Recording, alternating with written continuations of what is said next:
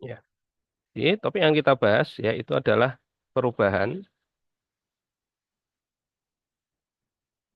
bentuk kurva dari budget line. Nah, di perubahan ini nanti ya ada dua pendekatan ya atau dua efek ya atau dua dampak ya yang mempengaruhi perubahan si budget line. Ya, yang pertama itu adalah dia karena ada perubahan pendapatan ya atau istilahnya dia adalah income effect.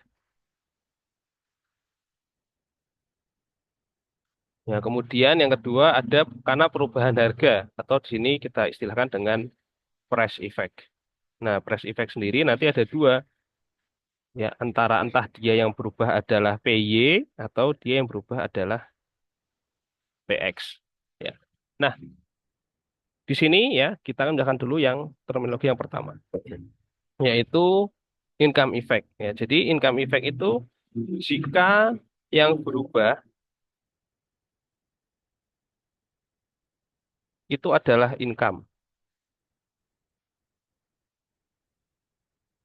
Ya, dalam hal ini yang berubah itu adalah si M-nya. Ya, ketika yang berubah adalah M ya, atau income, ya, maka di sini dampaknya ya kurva akan bergeser, akan bergeser ya. Namun ya di sini slope-nya ya atau kemiringannya itu tetap ya. Ini dua prasyarat ya atau dua kondisi ketika yang berubah itu adalah income effect ya. Jadi kurvanya yang bergeser ya atau kemarin kalau kawan-kawan pernah belajar di mikro yaitu mungkin kita bisa narasikan dengan istilah shifting hampir sama ya. Tapi di sini slope-nya atau kemiringannya itu tetap. Artinya apa di sini nanti konsekuensinya? Ya, konsekuensinya di sini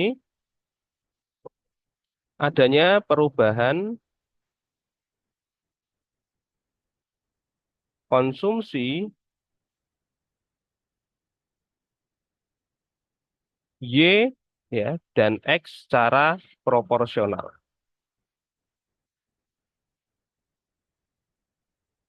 Ya, di sini akan saya ilustrasikan ya dalam bentuk kurva agar lebih mudah. Ya, jika kita punya kurva si budget line ya, kira-kira seperti ini. Ini adalah eh, quantity Y, ini adalah X ya. Anggap kita seperti contoh kemarin ya. Ketika kita punya M sama dengan 100 ya. Anggap di sini PY-nya itu 20, PX-nya itu 10 ya. Maka dengan kondisi ini ya, kita akan mempunyai ya Y maksimumnya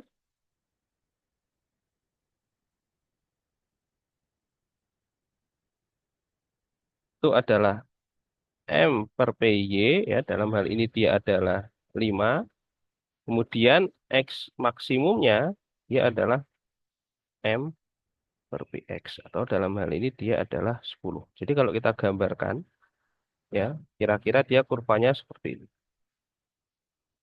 Ya, ini adalah konsumsinya 5, Y maksimumnya 5, X maksimumnya adalah 10. Saya agak perpanjang, saya agak perpanjang kurvanya. Ya. Nah, sekarang kita punya konsekuensi ya. Yang pertama ketika kita anggap ketika pendapatannya itu meningkat atau budgetnya itu meningkat. Ya, sebagai ilustrasi ya, mungkin kawan-kawan pernah eh, belajar ya di makroekonomi ya ketika kita mengenal sebuah fungsi ya, Y sama dengan C ya atau fungsi C. Ya, artinya Y itu kan di makroekonomi bisa dinarasikan ya sebagai uang yang dimiliki atau income ya. Kalau dalam makro itu adalah national income ya. dan C itu adalah konsumsi. Ya. Nah, di sini konsekuensinya apa? Konsekuensinya ya, ketika Y-nya naik ya, maka dampaknya konsumsi itu juga akan meningkat. Nah, asumsi ini juga sama kita terapkan di sini ya.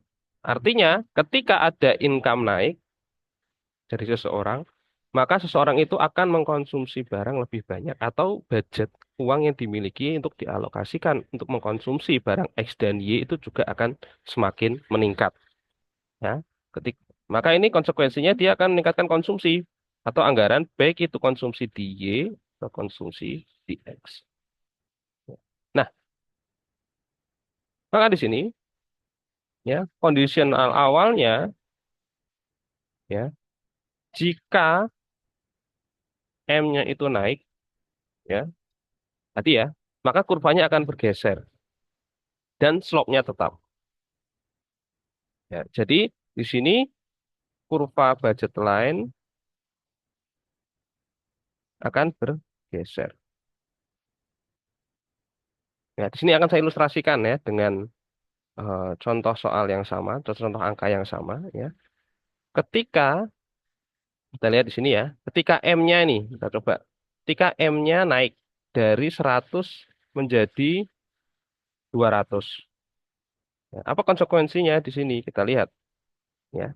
Kemudian PY PX-nya masih sama ya, sama-sama 20 dan 10. Ya, maka konsekuensinya kita lihat di sini. Y maksimumnya itu nanti akan menjadi 10, X maksimumnya itu akan menjadi 20. Ya, lihat di sini ya. Jadi ketika M-nya naik, saya tulisin M aksen ya. Ketika anggarannya naik dari 100 ke 200 ya, maka barang Y yang dikonsumsi secara maksimum itu akan bisa mengkonsumsi sebesar 10. Jadi yang semula ini 5 berubah menjadi 10. Begitu juga untuk X. Ya, yang semula 10 di sini menjadi 20. Konsekuensinya apa? Nah, kurva budget line itu akan bergeser.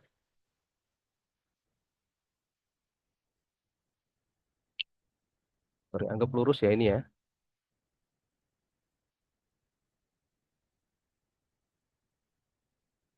Anggap lurus dan simetris ya. Anggap aja.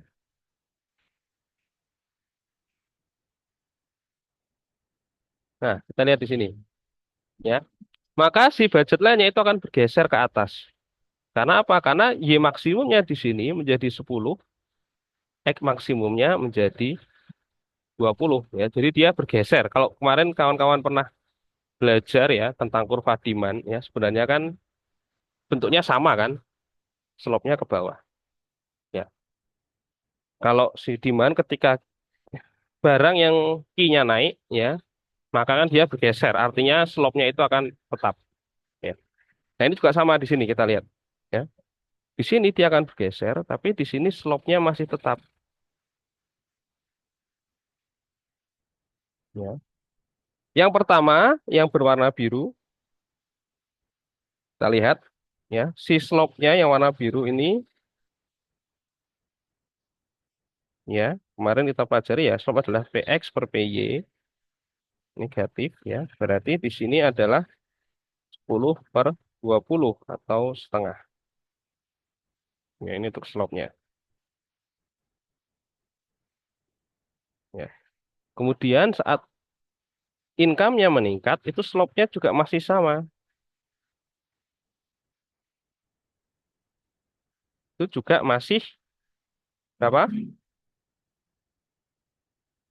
10 per 20 juga. Masih sama ya. Atau kalau kita pakai delta Y per delta X juga masih sama. Kita lihat di sini. Ya. Anggap delta Y-nya dari 10 ke 0 ya. Berarti di sini kita tinggal tulis ya. 10 min 0 nol min 20. Ya, ini masih setengah slope-nya. Ya. Yang sebelum perubahan, ya itu juga slope-nya masih setengah.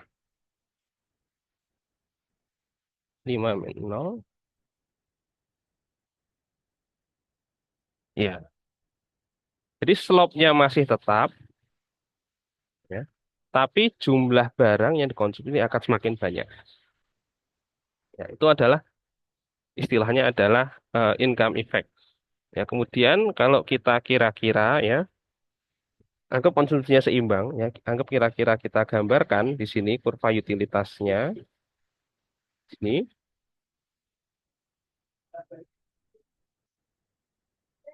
ya, kita lihat di sini. Maka ketika ininya naik, income-nya naik ya, konsumsinya itu juga akan naik. Yang semula di sini ya, misalkan 2,5 sama 5 ya, ketika income-nya naik, maka alokasi untuk konsumsinya itu juga akan meningkat ya. Anggap ini ideal ya, anggap lah ya.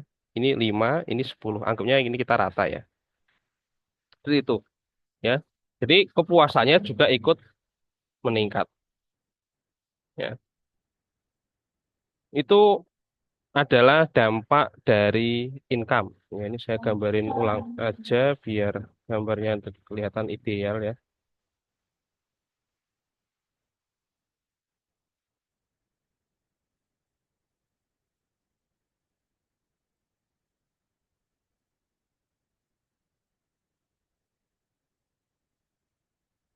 Seperti ini ya, kira-kira utilitasnya naik ke sini, ke U2. Ya, seperti itu ya. Jadi konsumsinya naik dari 25 ke 5, dari 5 ke 10. Ya. Seperti itu kira-kira. Ini adalah untuk si price effect.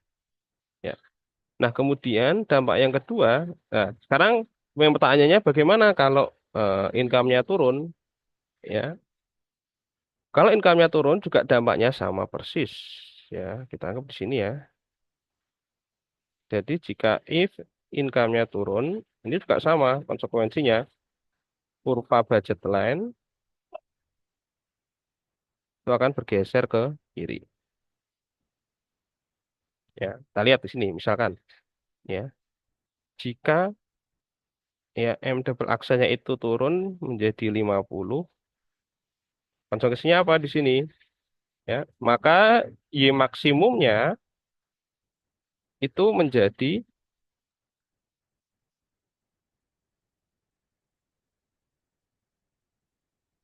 berapa?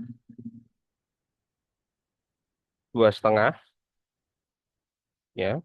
Kemudian X maksimum itu menjadi 5. Ya, ini terjadi ketika income-nya turun. Pun sama, nanti slope-nya juga masih sama, ya. Ketika kita coba pakai slope delta Y per delta X, ya, nanti juga sama. Ya, delta Y-nya 25 ke 0, 2,5 ke 0, ya, ini 0 ke 5, maka ini menjadi setengah. Ya. Jadi kalau income-nya turun, ya, kira-kira nanti kurvanya bergeser seperti ini ke bawah. Ya. Sehingga nanti utilitasnya ya kira-kira tuh ada di sini. Ya, konsumsinya misalkan di sini menjadi 1,25 ya, ini jadi 2,5. Ya, itu untuk si eh, income effect. Ya, kemudian kita lanjutkan ya. Oke, ini sedikit lagi, sorry. Ya, tapi di sini ya kita lihat sedikit lagi ya. Karena slope-nya sama, konsekuensinya di sini sudutnya itu juga sama. Ya, sudutnya itu sama. Ya, jadi ini konsekuensinya sudut di eh, di tangan di bagian X dan tangan bagian Y itu sudutnya sama derajatnya. Ya, tuh. Saya tambahin lagi sorry di sini. Berarti di sini sudut ya tan pada X dan Y itu sama tidak berubah ya artinya atau tetap. Ya. Oke. Kemudian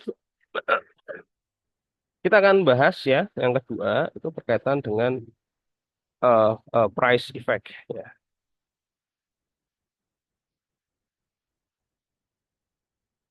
Price effect. Ya, kita ambil contoh yang berubah itu adalah harga eh, PY dulu aja. Ya, jika yang berubah itu PY. Ya. Jika PY-nya naik, ya, kita anggap di sini ya, nomor dua. Jika PY-nya naik, ya, maka tanda di sini konsumsi Y itu akan turun. Ya, sesuai dengan hukum demand. Ketika harga naik, konsumsinya turun. Ya, akibatnya apa? Selain itu, ya, maka si slope itu juga akan berubah, akan berubah menjadi lebih kecil lagi. Ya, di sini coba kita ilustrasikan di sini. Ya, ketika saya punya kurva seperti ini misalkan.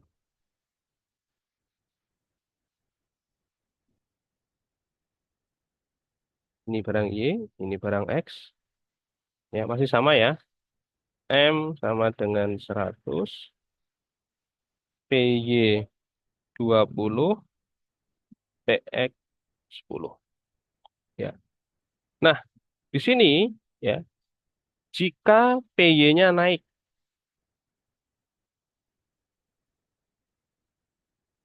ya menjadi misalkan ya biar proporsional saya tulis 25 aja di sini.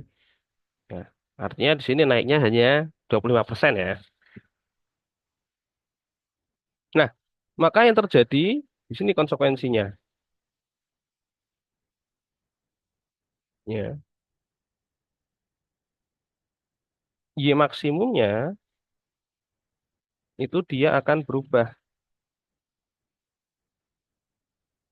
menjadi 4. Yang sebelumnya itu adalah 5 ya. Kemudian di sini slope-nya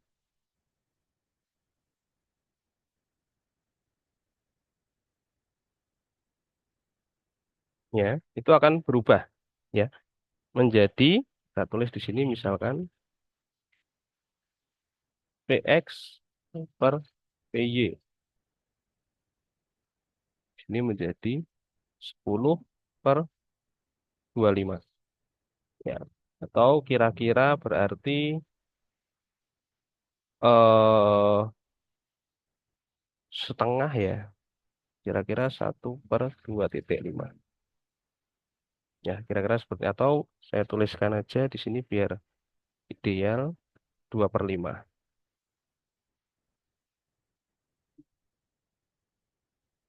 Ya, coba kita buktikan delta Y per delta X-nya itu juga sama ya. 4/0 ya, 0/10 ya. Menjadi -4/10 atau ya sama ya.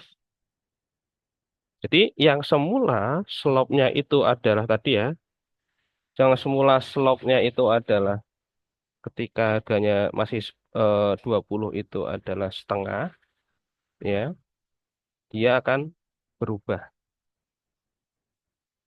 menjadi 2/5 ya, dan Y maksimum menjadi 4 ya. Jadi kalau saya gambarkan tadi misalkan ya. Jadi sebelum ada perubahan anggap gambarnya seperti ini ya, ini 5, ini 10 ya. Ketika PY-nya naik ya, dia akan berubah seperti ini.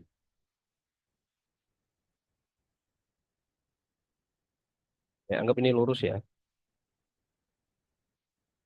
Jadi 4 ya. Dia turun. Turunnya di Y-nya saja, tapi X-nya titiknya tetap. ya. Karena apa? Karena di sini kan PX-nya tetap, ya. PX-nya nggak berubah sama sekali. Artinya X maksimumnya itu masih tetap 100 per 10 yaitu adalah 10. Dia nggak berubah. Yang berubah hanya Y maksimumnya. Ya. Konsekuensinya apa di sini? Kita lihat. Ya, sudutnya jelas berubah ya. Di sini. Ya. Atau di sini slope-nya berubah atau turun. Ya, yang semula eh, setengah ya, jadi 2/5. Ya, itu kan semakin mengecil ya. Artinya semakin kecil karena pembilangnya itu semakin menurun. Ya. Nah, kemudian di sini saya ingin menggambarkan kurva utilitasnya. Ya, slope-nya semakin menurun. Saya ingin menggambarkan kurva utility-nya. Ya. Jadi kurva utility-nya kalau saya gambarkan ya, ya anggap yang semula ada di sini. Ya,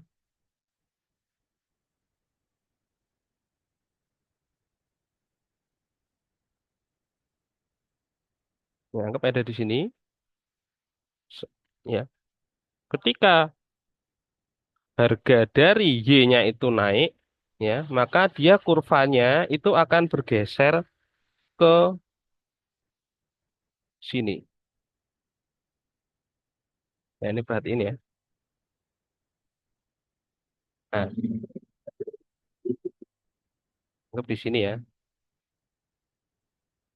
Nah, jadi kalau kita coba gambarkan garis titik-titiknya, ya, sebelum atau ketika harga PY-nya masih sama, itu di sini dia konsumsinya adalah 2,5 dan 5, ya. Tapi ketika harga PY-nya naik, ya, anggap saya kasih warna hijau aja biar membedakan. Ya, U2. Ya, ketika harga PY-nya naik, ya, konsumsinya akan bergeser ke sini. Ya. Nah, jadi di sini itu adalah 1,5 ya, kita anggap ya. Di sini adalah 6. Ya. Nah, apa yang terjadi ya eh, ketika PY-nya naik,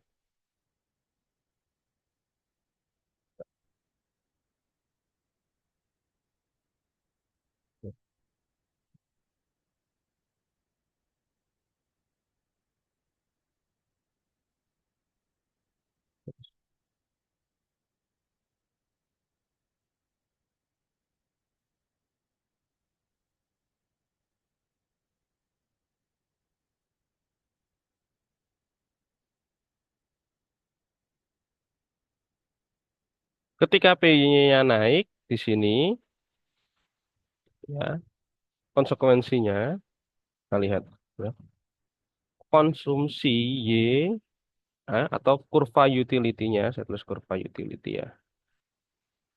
Kurva utility ya, dalam hal ini adalah U1 ya, akan bergeser ke U2 di mana di U2 ya, konsumsi barang X, konsumsi X itu akan meningkat, sedangkan konsumsi Y itu akan turun ya. Atau kecondongan ya, kita anggap di sini kecondongan ya, yang semula U1 ini condongnya di tengah misalkan ya, ketika PY-nya naik ya, kecondongannya itu kurva utility-nya condong ke komoditas ke barang X. Kenapa? Ya, di sini karena dampak perubahan harga si PY-nya ya. Jadi ketika harga barang Y naik, respon pasar itu pasti akan mengurangi konsumsi barang Y ya. Jadi ketika PY-nya naik, konsumsi barang Y itu akan turun. Nah, akibatnya ya, orang itu akan lebih suka mengalokasikan ya atau membeli barang itu di komoditas X. Ya, terus saya ulangi ya, dampaknya itu ketika harga PY naik ya, Kan orang pasti akan mengurangi konsumsi barang Y. Nah, karena ada penurunan, ya, secara ini nggak secara kalau tadi kan secara proporsional ya. Ini nggak secara proporsional, artinya dia mengurangi konsumsi barang Y, tapi sebagian dia rela untuk mensubstitusinya ke barang X. Seperti itu. Ya, jadi ada alokasi konsumsi yang dipindahkan. Ya, semula yang dari Y itu ke X. Karena harga barang Y-nya itu naik. Ya. Nah, sebagai contoh misalkan ada, kan kita contohin ya, misalkan nasi Padang dan fried chicken misalkan. Ya. Ketika kawan-kawan mengkonsumsi nasi Padang misalkan ya, nasi Padang itu harganya 20.000 misalkan. Ya. Kemudian fried chicken itu harganya 10.000. Ya, ini sama-sama tadi ya, utility-nya sama-sama di tengah misalkan, anggaplah ya. Anggap kawan-kawan tuh kalau nggak makan nasi Padang, ya makan fried chicken. Sama-sama disukai. Ya, anggap ini dalam konsumsi dalam seminggu ya. Jadi nggak sehari, kalau sehari kayaknya nanti nggak wajar. Ya. Nah, ketika harga nasi Padang itu naik menjadi misalkan 25.000, ya, nanti orang itu akan lebih banyak mengkonsumsi si racikan daripada nasi Padang. Yang nasi Padang itu konsumsinya yang dikurangi, itu sebagian akan dialokasikan untuk mengkonsumsi racikan karena orang enggan untuk mengkonsumsi nasi Padang lebih banyak kan harganya naik. Seperti itu ya. Contoh lain misalkan, ya. eh, yang konsumsinya itu ada misalkan kaos ya, kaos dan sepatu misalkan lah ya, anggap. Ya, ini anggap dalam setahun. Ya, dalam setahun kondisi ideal kawan-kawan itu membeli kaos, anggap misalkan 20 ya, dan sepatu itu 5 misalkan. Ya, dengan uang yang kawan-kawan miliki, ya anggaplah misalkan di sini anggarannya itu adalah 500.000 lah ya anggap. Ya. Nah kemudian harga kaos itu naik. Ya, di tahun berikutnya. Ya, semula kawan-kawan planning kan untuk membeli 20 dan 5, ya. Kawan-kawan pasti nanti akan lebih banyak mengurangi pembelian kaos, ya. Jadi yang semula nanti akhirnya si kaos itu akan mengkonsumsi misalkan anggap 15 karena harganya naik, ya. Kemudian nanti sepatunya kemungkinan kawan-kawan akan mengkonsumsi sebanyak 6. Ya, jadi dampaknya ini turun, ini naik. Ya, karena ada alokasi perpindahan barang tadi. Ya, seperti itu. Nah, sekarang bagaimana kalau harganya itu turun? Ya, if price effect PY-nya itu turun, maka dia akan meningkatkan konsumsi Y, ya, maka slope juga akan berubah semakin tinggi, ya. Contoh di sini misalkan, ya, ketika PY-nya itu turun, ya, dari 20 ya, anggap ke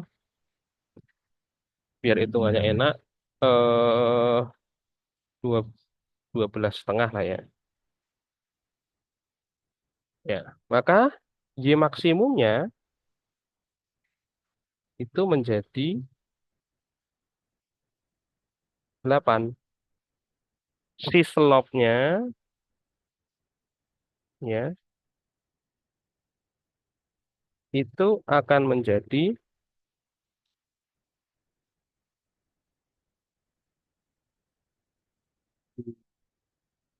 jadinya berapa ya? 4/5 ya, di 4/5. Ya, jadi nilai slope-nya itu lebih tinggi. Ya, nah di sini ya, di slope-nya itu lebih tinggi di sini. Ya jadi 4/5. Ini ya jadi 8.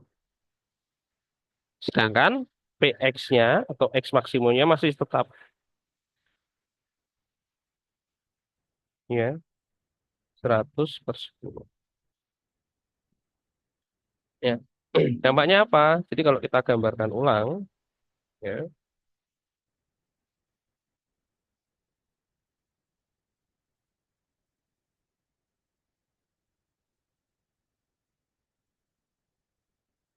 kalau kita gambarkan ulang, misalkan dia seperti ini sebelumnya, ya, ini 10, ini 5, ya. Maka setelah harga PY-nya itu turun, ya, kurvanya itu jadi seperti ini. Ini jadinya 8. Ya, kalau kita lihat di sini, ya, sumbunya berubah, ya. Kemudian kemiringannya juga jelas berubah. Ya,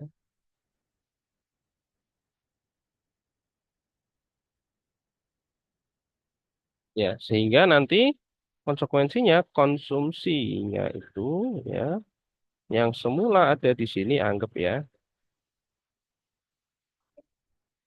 misalkan ya 2,5 dan 5, ya, maka nanti setelah itu dia akan lebih banyak condong ke konsumsi.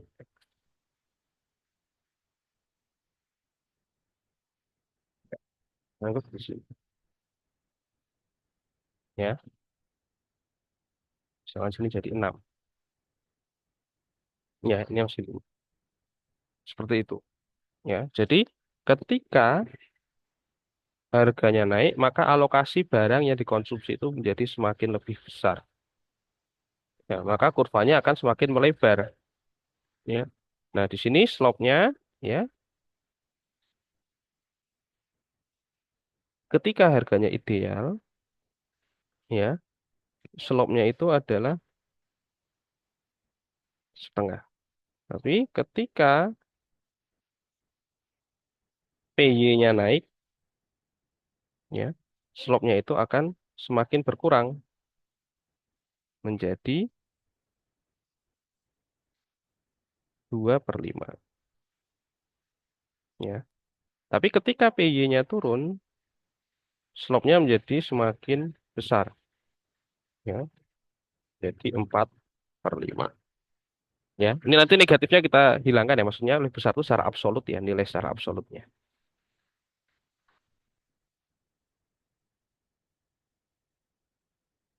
Ya, seperti itu. Nah, ini juga sama logika yang dipakai untuk menganalisis perubahan harga di barang X. Ya, saya nggak terlalu detail di sini karena hampir mirip penjelasannya. Ya, jika PX-nya naik, ya, maka konsumsi X akan turun. Ya, sama nanti logikanya. Kita lihat di sini. Ya, yang semula itu seperti ini, misalkan. Ya, ketika harga naik, maka dia konsumsinya akan menggeser kurva ke kiri. Pun sama ya dengan utility-nya. Ya, jika seperti ini kondisi awal, ya, ketika harganya naik, ya, dia nanti akan bergeser lebih condong ke kurva Y. Ya, pun ketika harganya turun, ya sama. Ya, ketika X-nya itu turun, ya, maka konsumsi X akan meningkat. Ya, maka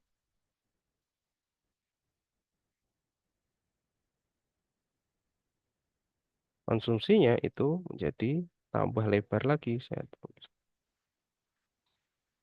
Ya, anggap yang semula seperti ini. Ya, ketika harganya turun, ya, dia jadi seperti ini. Ya. Nah, di sini saya ingin sedikit jelasin juga ya berapa konsekuensinya. Ya, kita lihat di sini. Ya, anggap sini yang naik. harga X ya. Di sini ada barang Y, ini barang X. Nah, orang kan bisa mengkonsumsi di sepanjang di bawah budget line ya, atau yang saya coret-coret berwarna orange ini ya.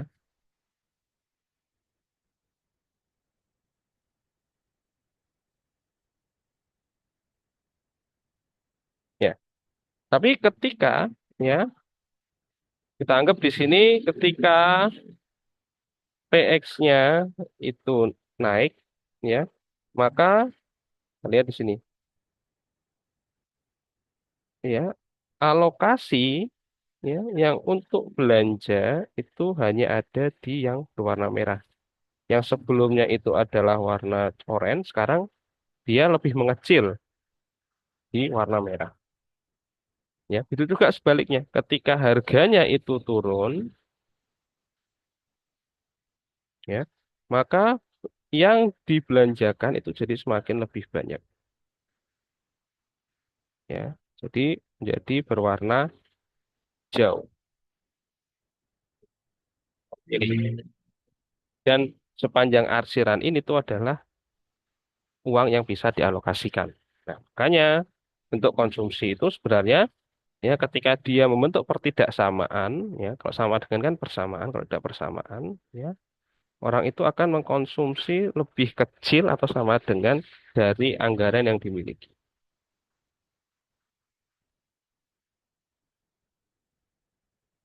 Seperti itu. Ya. Atau anggarannya lebih besar ya, atau sama dengan barang yang ingin dikonsumsi. Ya. Oke.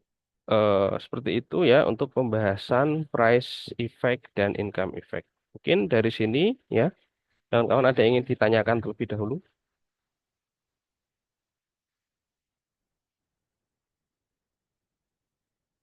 Ya, saya kira bisa dipahami ya. Kita lanjut ya. Berarti dengan selesainya pembahasan kita tentang price effect, income effect, effect di budget line, ya. Sebenarnya telah selesai juga pembahasan kita di bab preferensi konsumen atau utility. Ya. Dan pada kali ini kita akan masuk ke topik pembahasan berikutnya, ya, yaitu berkaitan dengan perilaku produsen. Nah, konsep yang dipakai itu hampir mirip ya dengan perilaku konsumen ya. Kalau secara logika kawan-kawan kemarin sudah bisa memahami ya, sini untuk perilaku produsen itu juga nanti gampang untuk dipahami. Ya, saya,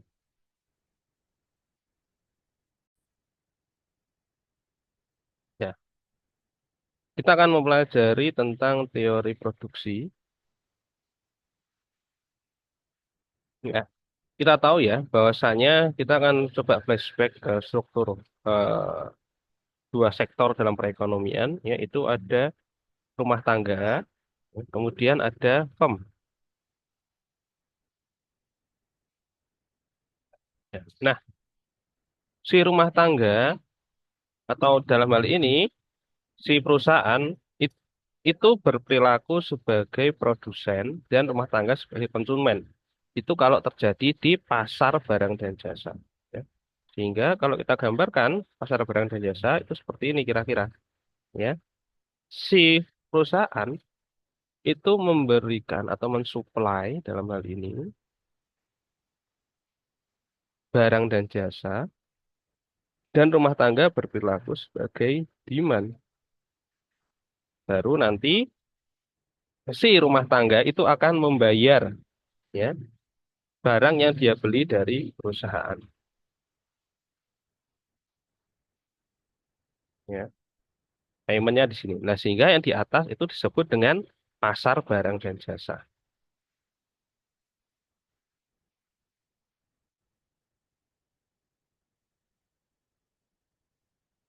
Ya. Nah, kemudian ya yang di bawah, ketika si rumah tangga berperilaku sebagai supply, ya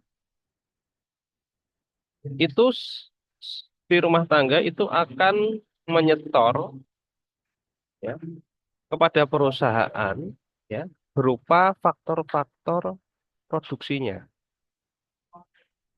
Ya. Atau saya ulangi ya, ketika perusahaan itu menghasilkan, memproduksi barang dan jasa, ya, maka si perusahaan itu kan membutuhkan namanya input faktor ya, atau faktor input untuk memproduksi barang dan jasa. Ya, sebagaimana kita misalkan pabrik tahu, ya, kan kita tahu ya, kita kan pernah misalkan beberapa kali beli tahu, entah di pasar ya, atau mungkin di minimarket. Ya, nah tahu itu kan nggak tiba-tiba jadi tahu. Nah, pasti ada yang membuat. Nah, yang membuat itu kan adalah perusahaan. Ya, nah perusahaan itu ketika dia membuat tahu, dia butuh namanya bahan baku, karyawan, pabrik dan lain sebagainya. Nah, bahan baku, karyawan, pabrik, ya, kalau dalam ekonomi dua sektor itu disuplai dari rumah tangga,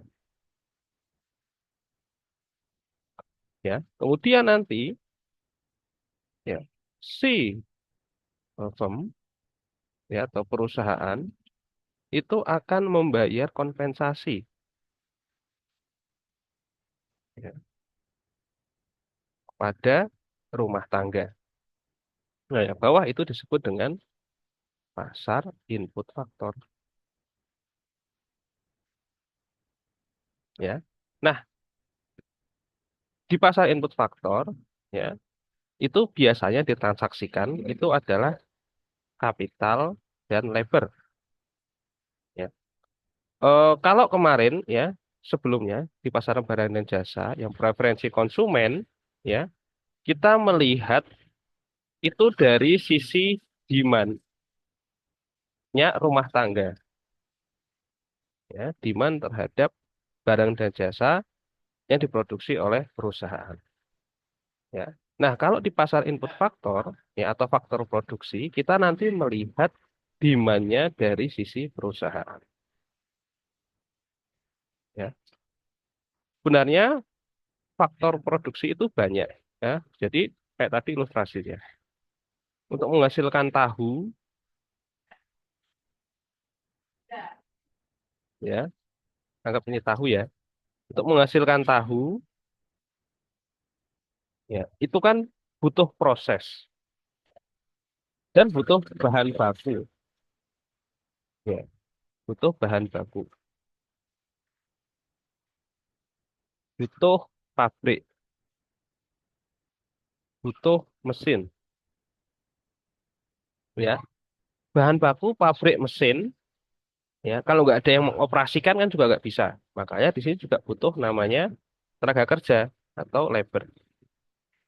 Nah, bahan baku, pabrik, mesin, labor, ya, kemudian mungkin nanti ada lahan, land, ya. Ini dinamakan sebagai faktor-faktor produksi untuk menghasilkan tahu. Nah, namun dalam ekonomi, ya, terutama di mikroekonomi, ya, faktor produksi itu nanti dikerucutkan hanya dalam dua komponen, atau dua variabel, yaitu kapital dan labor. Ya. Jadi, misalkan, anggaplah lahan, bahan baku pabrik, ya, itu bisa kita masukkan ke dalam struktur kapital. Ya, karena dia bahan yang atau input istilahnya ya, input benda mati. Ya, kalau kita punya lahan, punya bahan baku, punya pabrik, punya mesin, kalau nggak ada yang mengoperasikan kan juga nggak jalan produksinya. Makanya butuh namanya labor. Nah, maka di sini kita inputkan satu lagi itu namanya adalah labor. Nah, jadi faktor produksi secara umum dalam teori ekonomi itu hanya ada dua, yaitu kapital dan labor. Ya, nah inilah nanti yang akan kita pelajari di faktor-faktor produksi. Ya, bagaimana perusahaan, ya,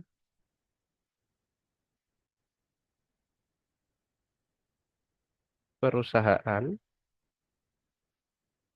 ya, mengalokasikan kapital dan labor untuk menghasilkan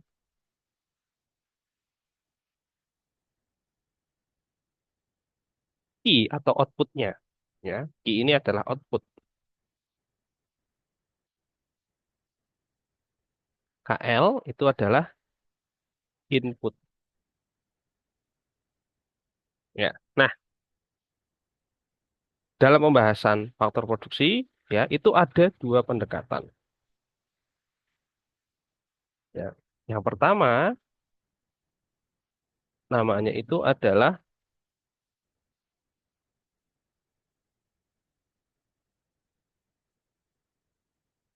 jangka pendek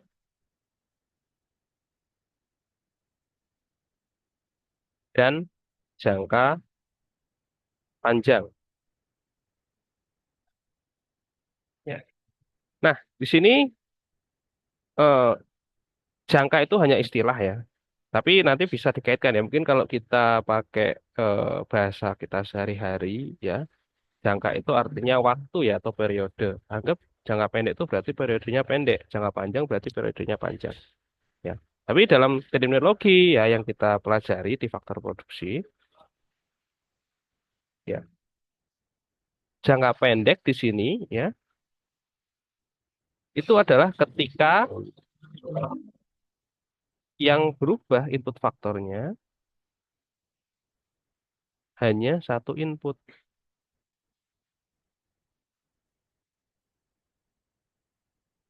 Ya, sedangkan yang lainnya tetap.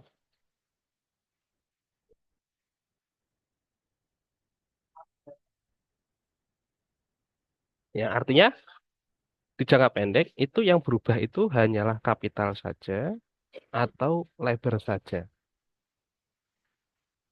Ya, kenapa bisa seperti itu? Ya, karena ya, perusahaan ketika dia ingin merubah input ya dalam dua sekaligus ya dalam waktu berdekatan itu biasanya membutuhkan waktu atau sangat rumit ya sehingga perubahannya itu agak sangat lama ketika ingin merubah kapital dan labor. Sedangkan dalam jangka panjang ya itu adalah ketika yang berubah itu bisa dua sekaligus. Ya, saya ilustrasikan dulu di sini ya, perbedaan jangka pendek dan jangka panjang. Mungkin saya sekalian masuk ya ke jangka pendek.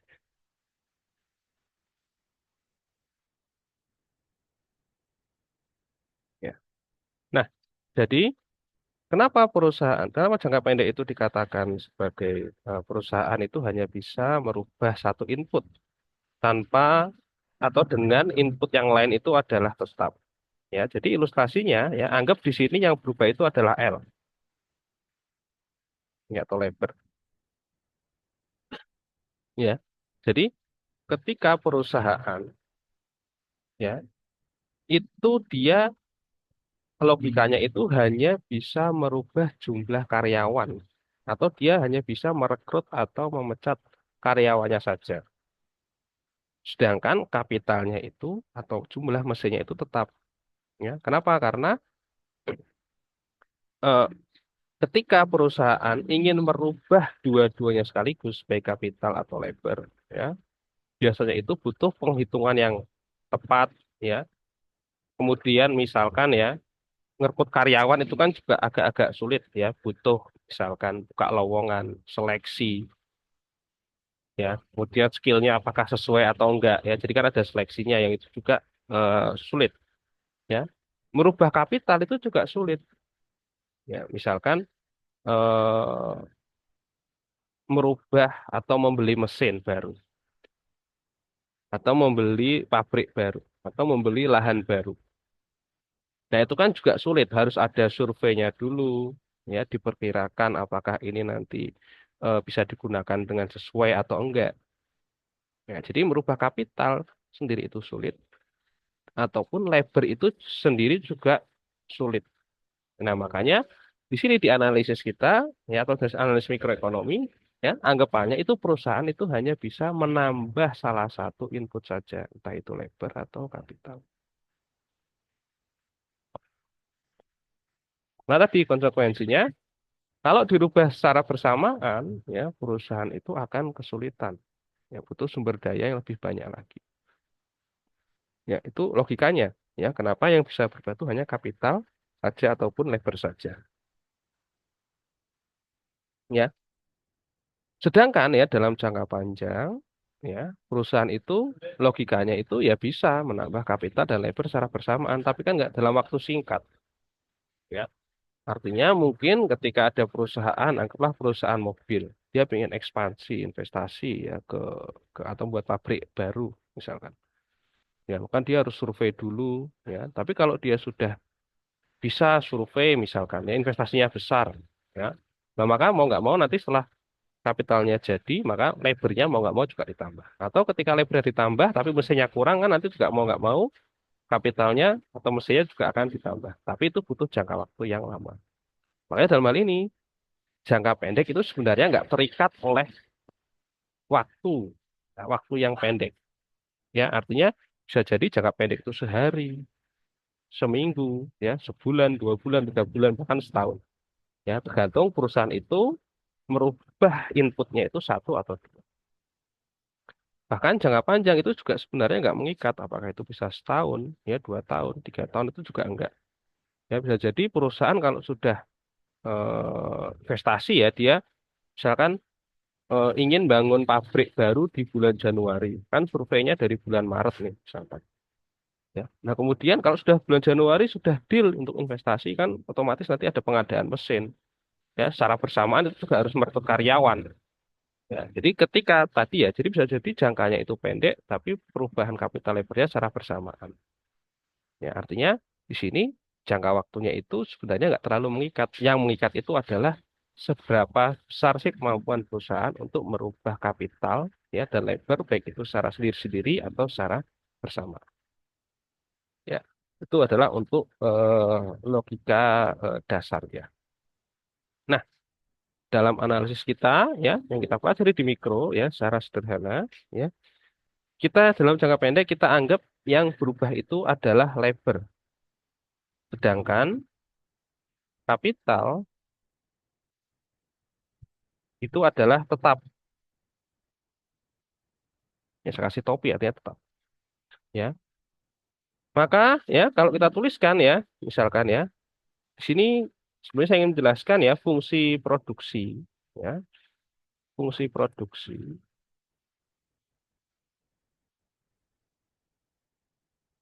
ya itu menjelaskan tadi ya alokasi KL untuk menghasilkan Ki maka kita tulis fungsinya itu adalah fungsi dari KL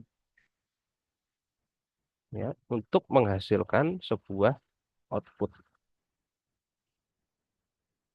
Nah, ini fungsinya seperti ini. Ya, jadi KL berapa sih yang dialokasikan untuk menghasilkan output? Nah, inilah namanya fungsi produksi. Nah, dalam jangka pendek ya, maka fungsi produksinya itu akan dinotasikan ya seperti ini. Ya, karena tadi kita asumsinya adalah levernya tetap ya, maka di sini kayaknya saya kasih topi, artinya dia tetap nggak berubah. Ya. Nah, kalau kita coba kemarin merefresh ya eh, tentang di utilitas ya sebenarnya konsep nanti yang kita pelajari di jangka pendek dan ataupun jangka panjang ya itu hampir mirip ya dengan utilitas. Jadi kalau di jangka pendek itu sama kayak utilitas di analisis kardinal. Sedangkan di jangka panjang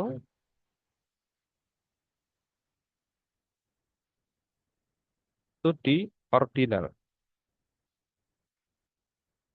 ya. Coba kita lihat di sini ilustrasinya ya. Jadi ketika perusahaan mengalokasikan atau menambah atau mengurangi L, ya, ketika yang berubah L, ya, nanti berapa sih Ki yang dihasilkan?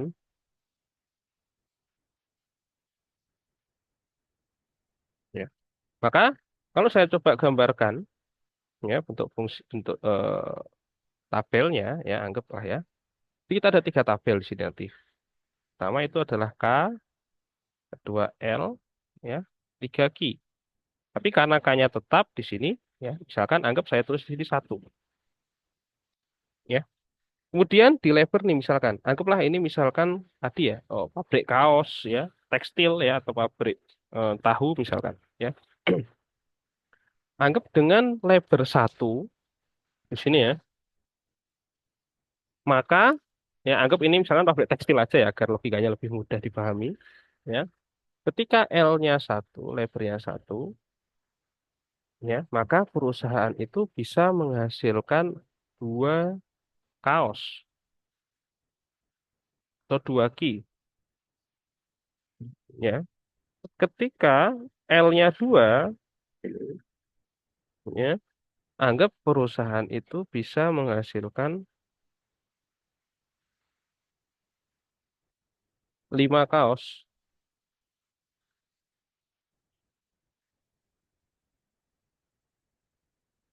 Ya. Ketika levernya 3, perusahaan bisa menghasilkan ya 8 kaos.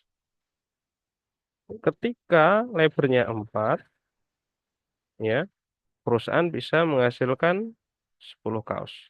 Ketika perusahaan itu menambah levernya 1 lagi, dia bisa menghasilkan 11 kaos. Ketika nambah lagi, ya, kan jadi 6, dia masih ada 11. Ya. Jadi, kalau kita lihat di sini, ya, kenapa tadi saya katakan jangka pendek itu kayak kardinal, ya, sebenarnya polanya itu dia hampir mirip dengan pola di utilitas. Ya. Jadi kalau kita gambarkan coba diagramnya di sini.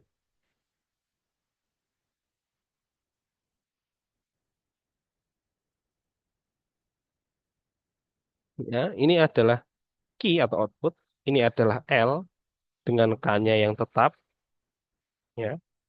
Jadi ketika jumlah lever di perusahaan itu hanya ada 1, maka dia bisa menghasilkan ya, 2. Ketika levernya 2, dia bisa menghasilkan, ya, anggap ya, 5. Ketika dia levernya nambah 1 lagi, ya, ini menjadi 8. Ya. Ketika levernya 4, ya, di sini menjadi 10. Ketika levernya 5, dia menjadi 11.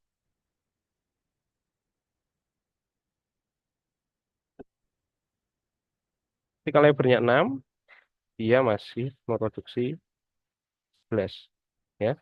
Jadi kalau kita tarik atau gambarkan bentuk kurvanya, ya, kira-kira dia itu membentuk kurva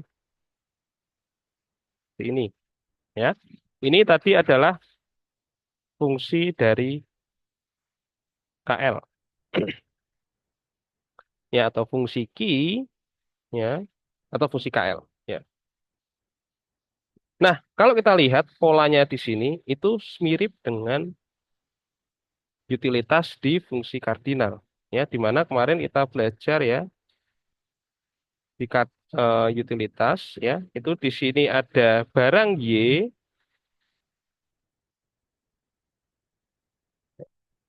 ini ada barang U, sorry, ada total utility, ini adalah barang Y atau barang S yang dikonsumsi, barang Y misalkan. Ya, sama nggak seperti ini kurvanya? Ini kurva TU nih, ya, atau fungsinya adalah fungsi Y, ya, atau Y adalah fungsi TU sama aja.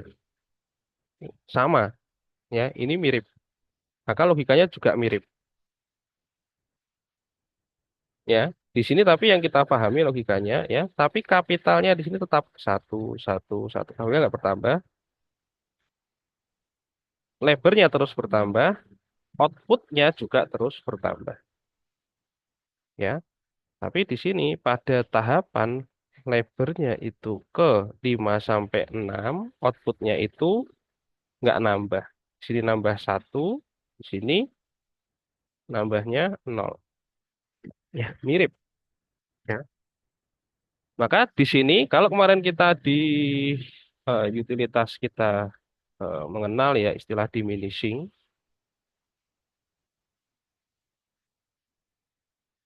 Ya, ini ya kira-kira kalau utilitas itu karena efek bosan. Ya, kalau di produksi itu namanya ada istilah diminishing juga. Nah, ini kan diminishing nih, lama-lama produksinya menurun. Tapi diminishingnya itu lebih disebabkan karena adanya inefisien pada labor. Kenapa? Ya, karena K-nya tetap.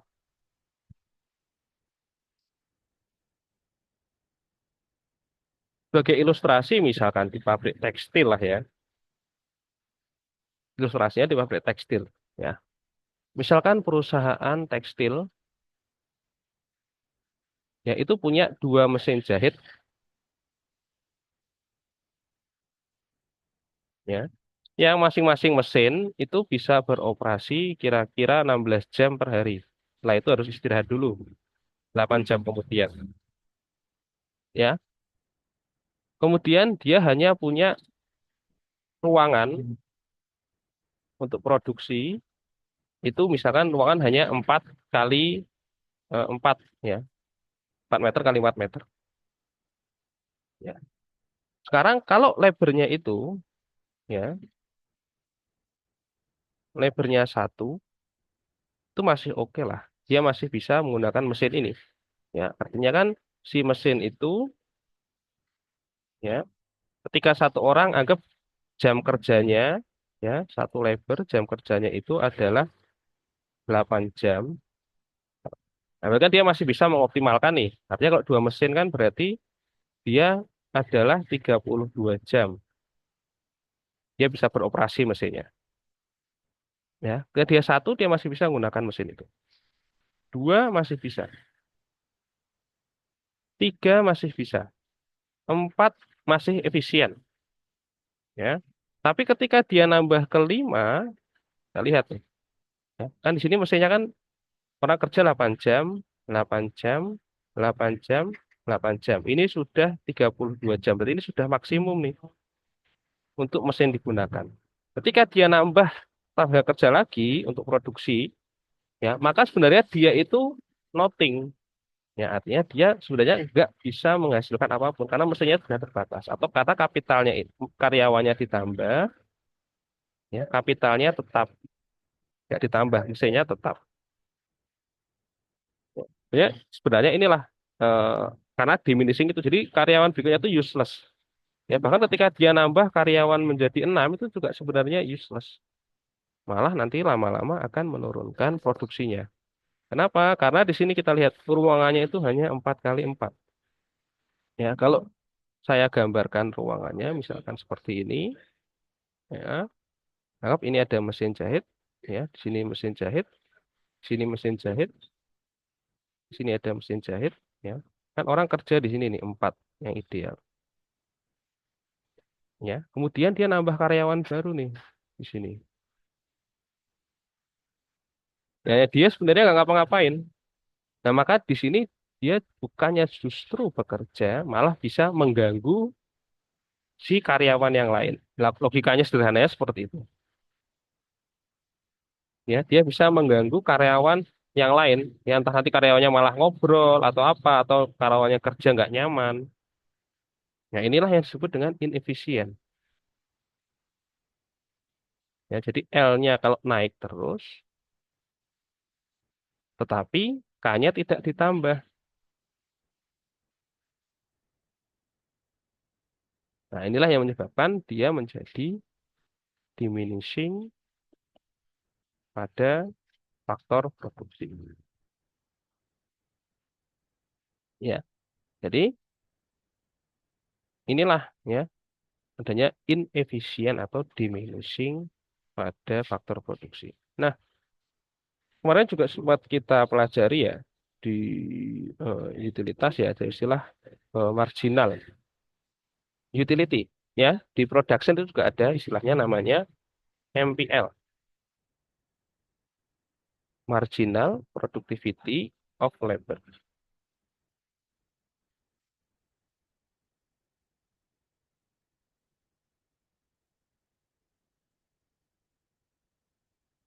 Ya, sama dia ya. Jadi dia istilahnya dia adalah respon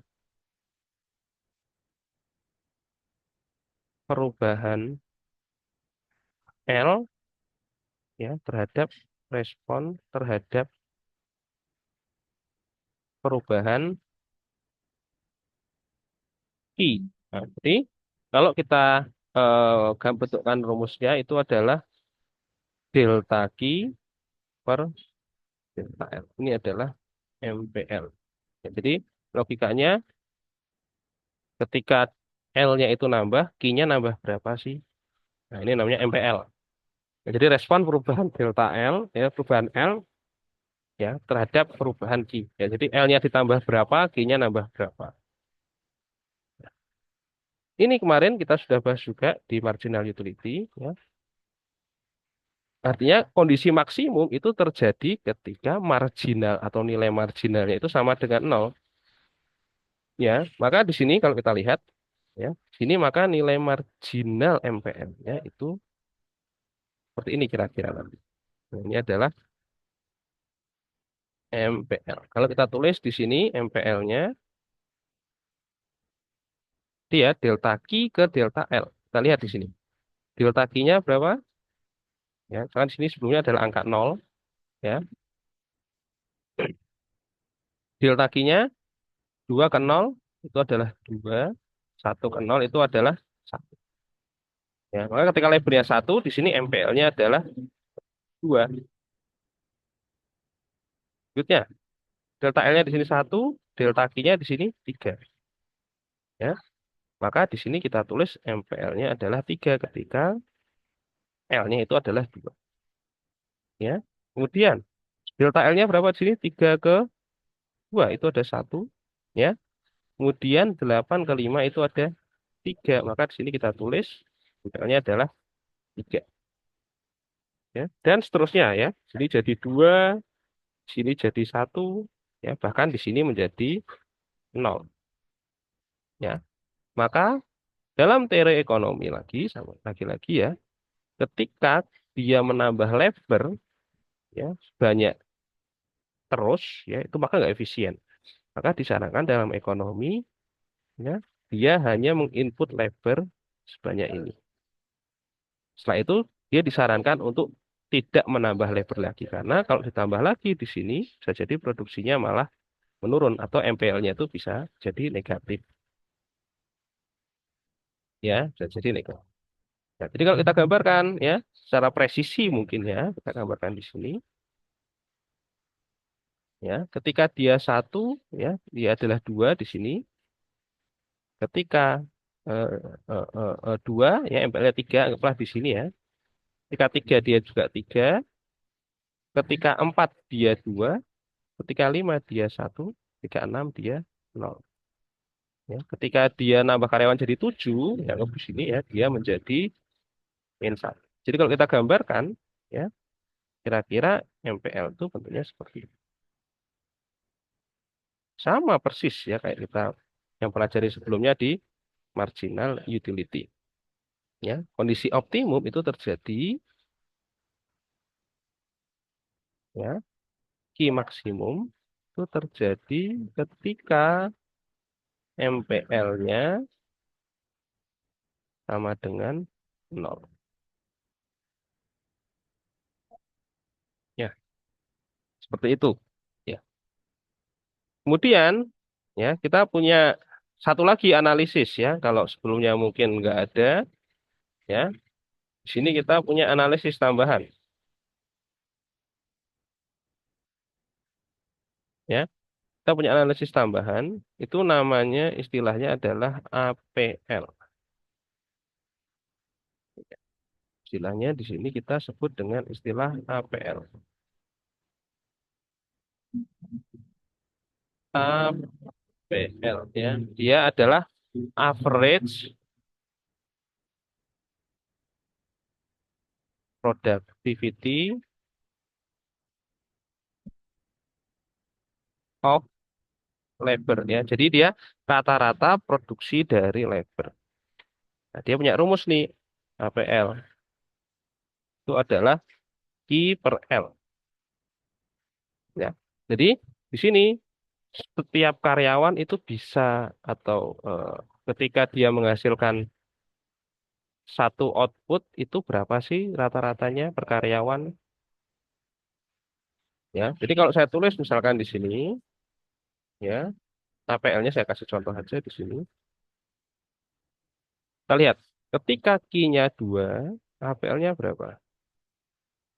1. Karena 2 dibagi 1, ya, itu adalah 1. Ketika 0, ya 0. Kan dia nggak ada produksi sama sekali. Ya. Nah, kita lihat. Ketika produksinya 2, ketika karyawannya 1, itu bisa menghasilkan 2, berarti per karyawan rata-rata itu bisa menghasilkan 2.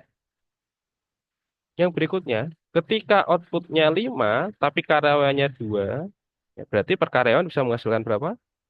2,5. Atau rata-rata produksi per karyawan itu adalah 2,5. Ya. Berikutnya, ketika karyawannya 3, itu menjadi 8. Ya, atau di sini kira-kira 8 bagi 3 itu kira-kira ya 2,7. Nah, makin produktif ini. Ya. Karena yang semula 2 itu dihasilkan atau rata produksinya 2 lama-lama kan naik nih. Ya. Di sini coba kita lihat. Ya. Berikutnya ya ketika karyawannya 4, ya produksinya itu adalah atau rata-rata ininya adalah kembali lagi ke 2,5. Ya. Kemudian selanjutnya ya, jadi 2,2. 11 dibagi 5. Kemudian 11 dibagi 6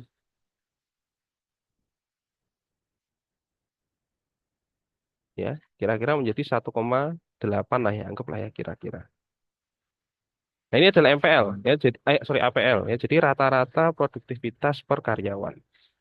Ya ketika eh, barang yang dihasilkan itu 2 ya, maka rata-rata per karyawan itu adalah 2 productivity-nya.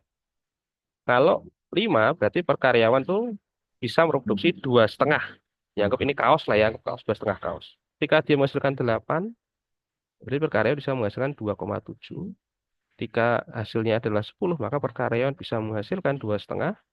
Ketika dia 11, per karyawan bisa menghasilkan 2,5. Ketika outputnya 11 lagi, karyawannya 6, dia bisa menghasilkan per karyawan 1,8. Nah, ini coba kita gambarkan lagi nih. Maka di sini, kalau saya gambarkan lagi, ya, coba di sini. Ya. Ketika 0, 0. Ketika dia karya 1, dia adalah 2. Ya. Ketika karyanya 2, dia adalah 2,5. Ya. Di sini kira-kira ya. Ketika dia karya 3, dia menjadi 2,7. Kira-kira di sini lagi, hampir-hampir mepet. Ketika karyanya 4, dia 2,5 lagi. Ya. Ketika karyawannya adalah 5, ya, dia 2,2, anggap di sini. Ya. Kemudian ketika karyawannya 6, ya, dia 1,8. Ya. Anggap kalau kita gambar, itu warnanya adalah yang nah, ini adalah APL. Rata-rata produktivitas per karyawan.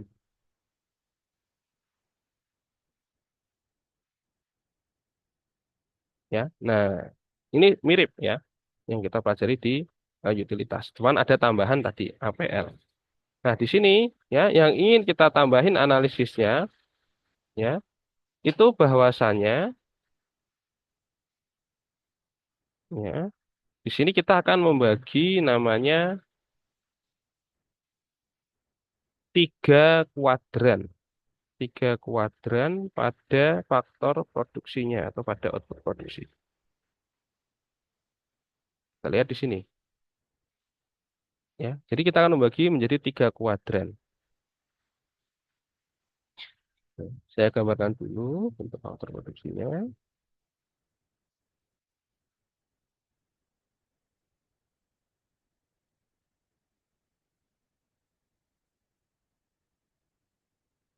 I ini L. Ya, tadi ya kira-kira untuk kurva seperti ini nanti ya. Paling atas itu adalah titik maksimum di sini ya.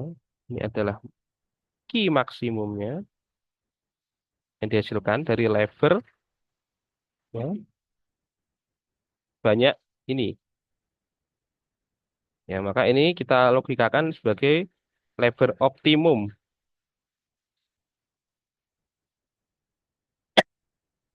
ya. Kemudian di sini ya, kita gambarkan kurva marginal utility-nya ya.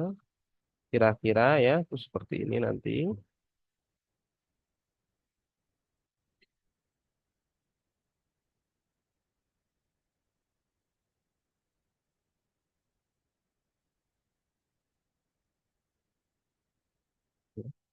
Ini adalah MPL ya.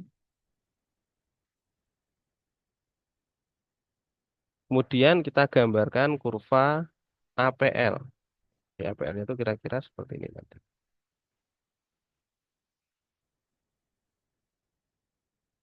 Ini adalah APL. Ya. APL bisa negatif?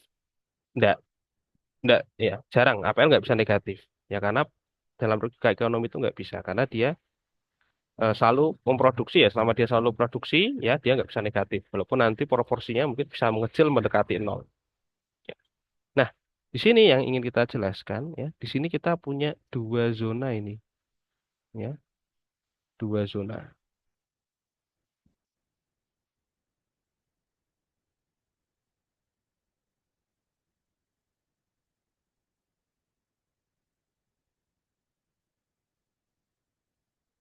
Ya, ada zona satu, zona 2, zona 3. Ya. Nah, di sini yang ingin dijelaskan ya, nanti saya share PPT-nya juga ada PPT ya nanti bisa dipelajari secara mandiri ya.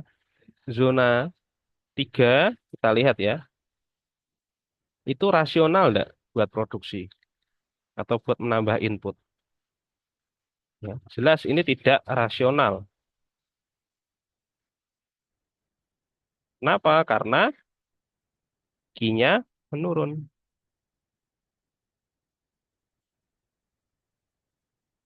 ya. Kemudian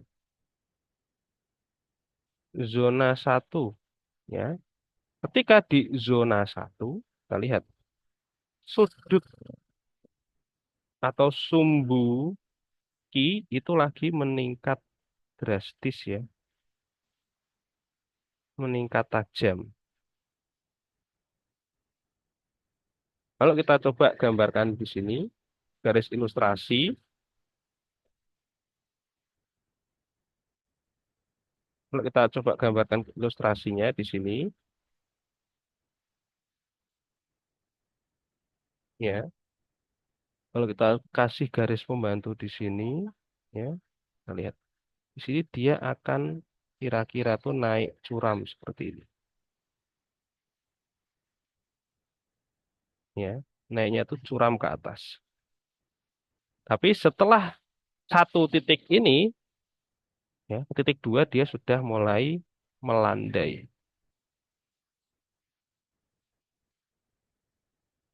Kita kasih garis bantu seperti itu. Ya. Jadi di zona satu produksi itu juga sumbunya lagi meningkat.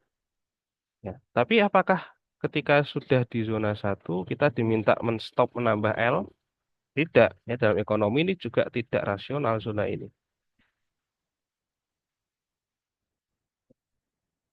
Kenapa? Karena Q-nya masih bisa ditingkatkan.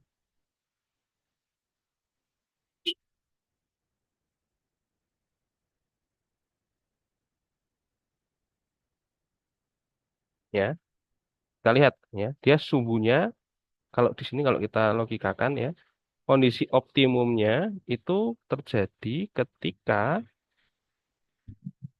ya di sini MPL sama dengan APL.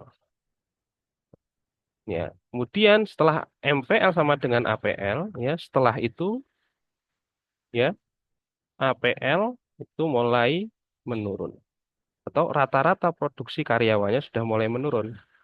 Kalau sebelumnya masih terus bisa meningkat, ya.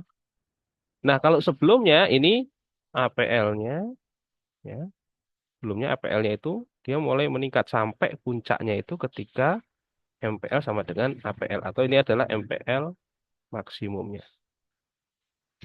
Ya, maka ketika sudah MPL sudah mencapai maksimum, fungsi dari KL atau Q-nya itu sudah mulai melandai. Ya, atau rata-rata produksi karyawannya sudah mulai menurun. Dan di zona 2 ya itu sebenarnya juga nggak rasional. Ya, tapi dia sedikit ya, sedikit rasional. Ya, saya bilang sedikit rasional karena ada beberapa buku yang bilang itu masih rasional kalau kita jadi inputnya menginput labor itu di zona 2 antara zona 2 ini. Ya, karena di situ ya Q-nya kira-kira hampir mendekati optimal.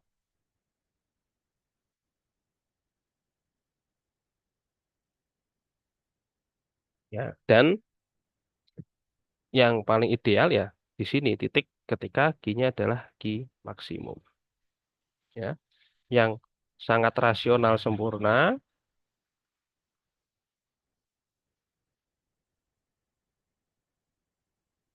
itu adalah ketika Q-nya adalah Q maksimum. Ya, seperti itu. Oke, ya. Ada yang ingin ditanyakan dari kawan-kawan? Ini kita pembahasannya sudah selesai ya terkait jangka pendek. Kita habis ini jangka panjang sedikit ya pembahasannya.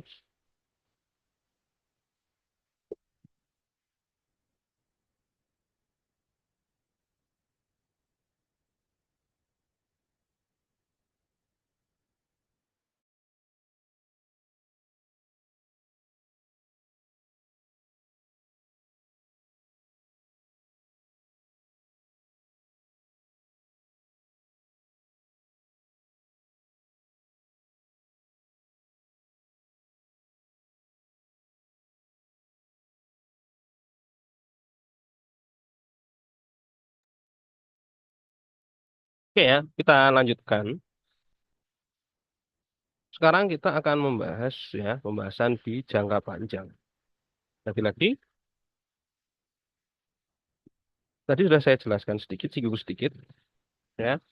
Bahwasanya jangka panjang itu sama dengan pembahasan kita di ordinal di utilitas ya. Jadi pembahasan kita di utilitas itu kan yang ordinal itu kan ya kira-kira yang bentuk kurvanya seperti kurva indifference. Nah, seperti ini ya bentuknya cortex ya.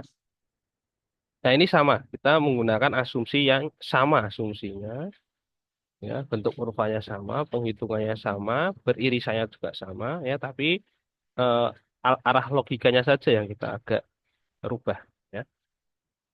Nah, di sini ya kita akan mengenal ya. Jadi di sini yang bisa berubah itu kan adalah K dan L sekarang untuk menghasilkan Q tertentu ya. Yang pertama ya sama dengan kurva utility ya kita mengenal istilahnya namanya itu adalah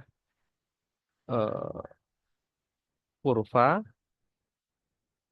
isokuan. Ya, jadi kurva isokuan itu adalah ketika si kurva itu ya atau ketika perusahaan ingin mengalokasikan kapital dan labor ya dia pada key tertentu.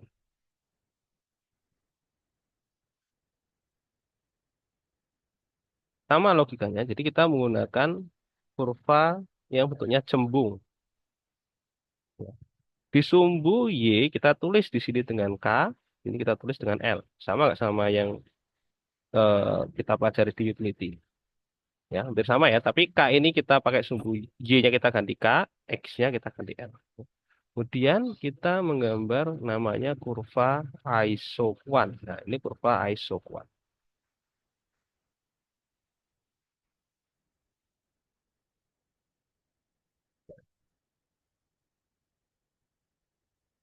Nah, kurva isoquant ini dia adalah outputnya atau key-nya.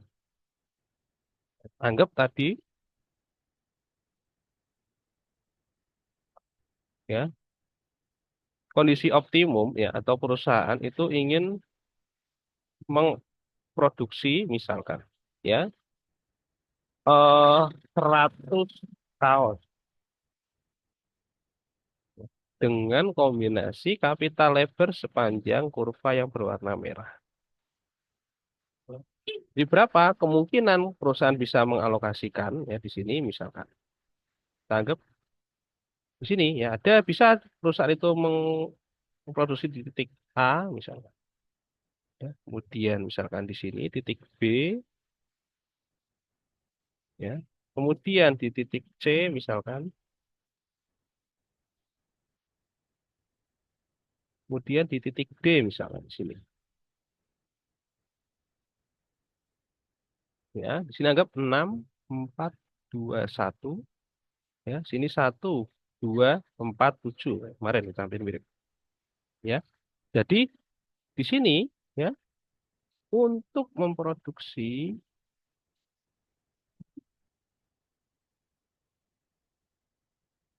ki sebesar 100 kaos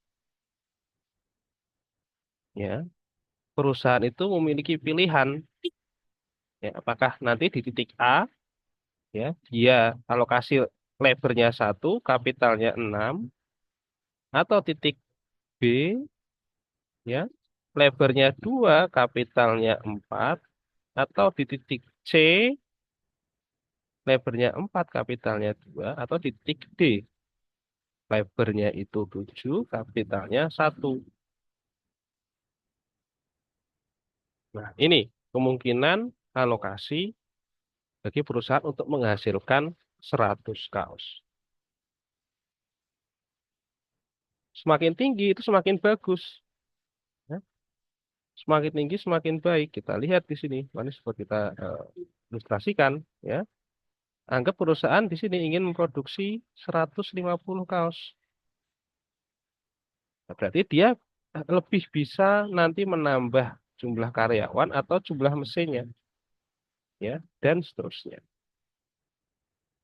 Ya, artinya isoquant itu untuk menentukan kuantiti, ya, menentukan kuantiti ki yang ingin diproduksi.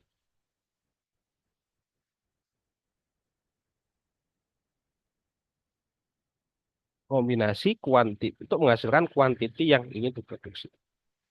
Ya, logikanya mirip ya dengan Papa utility. Ya, seperti itu ya. Nah, dan eh, lagi-lagi ya, asumsi yang kemarin juga kita pakai, misalnya dia nggak bisa berpotongan, dia nggak bisa bersumbu positif ya. Kalau positif misalkan seperti ini, ya, ya jelas dia nggak rasional ya. Karena di sini kalau kita nambah lebarnya misalkan di sini menjadi 9, ya, kapitalnya 1 misalkan, tapi produksinya tetap 100 ya kan nggak masuk akal ya. Jadi sama asumsinya ya. Seperti itu ya. Kemudian ya kurva yang kedua itu kita mengenal namanya kemarin di produksi ada istilah di budget line ya. Sama ya. Jadi perusahaan itu juga terkendala dari uang yang dimilikinya ya. Kalau uangnya banyak ya dia bisa mengalokasikan labor dan kapital yang banyak. Kalau uangnya sedikit berarti dia hanya bisa meng-hire labor dan kapital sedikit. Maka di sini kita sebut namanya kurva isocos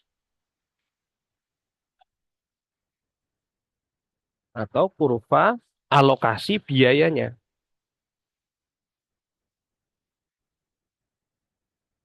Sama logikanya ya, seperti di budget line ya, yang seperti ini konsumsinya kira-kira. ya ini budget lainnya, itu sama logikanya. Ya. Kalau di ISO cost, ya, itu juga mirip. Ya, dia akan membentang kurva seperti ini.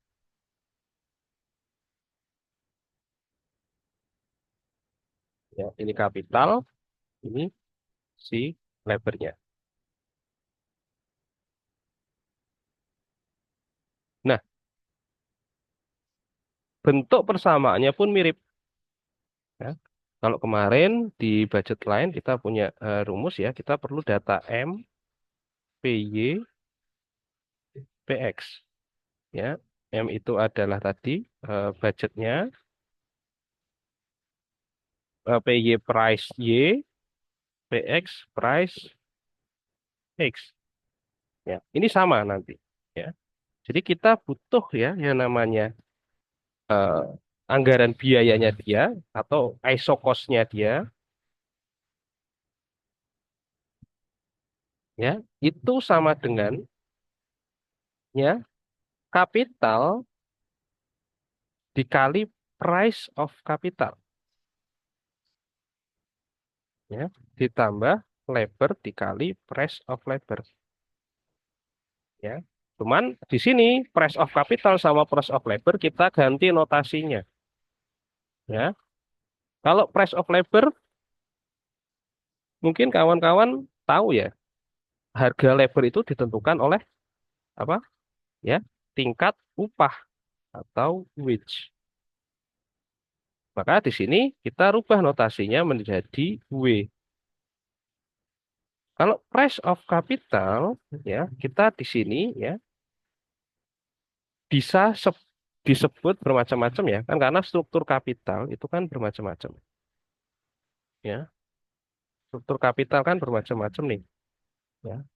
Ada yang istilahnya itu adalah investasi. Maka investasi price of capitalnya itu adalah return ya. Ada yang istilahnya misalkan dalam bentuk tabungan atau deposito. Ya, deposito itu kan nanti kan dialokasikan ke bentuk modal. Karena ini istilahnya Iya, adalah di record. ya. Kemudian misalkan ada land ya tanah misalkan ya. Tanah dia rent ya berbentuk uang sewa ya dan lain sebagainya ya. Namanya si harga dari kapital ya. Semakin tinggi harga sewa tanahnya semakin tinggi biaya kapitalnya. Semakin tinggi rate ya atau return memang kan semakin tinggi biaya kapitalnya. Maka di sini saya akan notasikan saja di sini sebagai R ya sehingga kurva isocos itu kalau kita tulis ulang itu menjadi ya R dikali K ditambah W dikali L ya. Nah, nanti asumsinya sama dengan yang kita pelajari barusan tadi ya. Baik itu struktur persamaannya ketika kita rubah eh, kam, menjadi fungsi L ya atau Y sama dengan alfa plus min beta X ya, Y sama dengan alfa min beta X-nya. Nah, ini kita tinggal rubah aja ya. Karena di sini Y-nya itu adalah sumbu Y-nya adalah K, maka saya bisa tulis nih K sama dengan isocos per R ya, min W per R ya dikali dengan L. Ya, maka di sini slope-nya kita bisa tulis itu adalah W per R ya. Oh, ini adalah slope-nya ya. L ini adalah fungsi X-nya, K itu adalah si Y-nya dan ini adalah si alfanya. Atau alfa itu ketika X-nya sama dengan nol ya atau L-nya sama dengan nol atau ini bisa kita tulis menjadi K maksimum ya. Jadi di sini K maksimum itu adalah isocos per R ya L maksimum itu adalah iso cost per wage. Ya, seperti ini. Ya, sehingga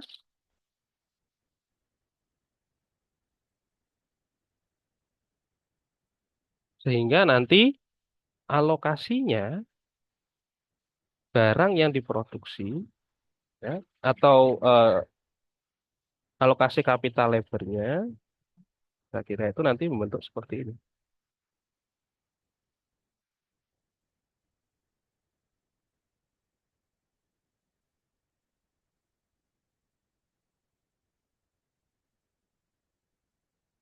Ya. Jadi misalkan ini adalah isokuan, ya, yang hijau adalah iso cost. Ya, jadi misalkan perusahaan ingin memproduksi 100, maka alokasi idealnya ya di sini. Ya. Perusahaan bisa nggak produksi 200 untuk Q-nya 200? Nggak bisa, ya, karena dia terkendala inputnya. Capital labor-nya terkendala di sini. Ya, oke. Nanti itu juga di ISO cost juga nanti sama ya, ada price effect ya atau cost effect ya istilahnya ya, atau nanti quantity effect ya ketika dia apa namanya price of capital labor effect-nya ya, atau nanti cost effect-nya ya, itu nanti sama asumsinya ya dari yang kita pelajari tadi. Oke, mungkin itu saja ya. Nah, sudah sore ya. Eh, untuk materi hari ini ya. Jadi kita tadi belajar ya terkait price effect, income effect ya, kemudian faktor-faktor produksi.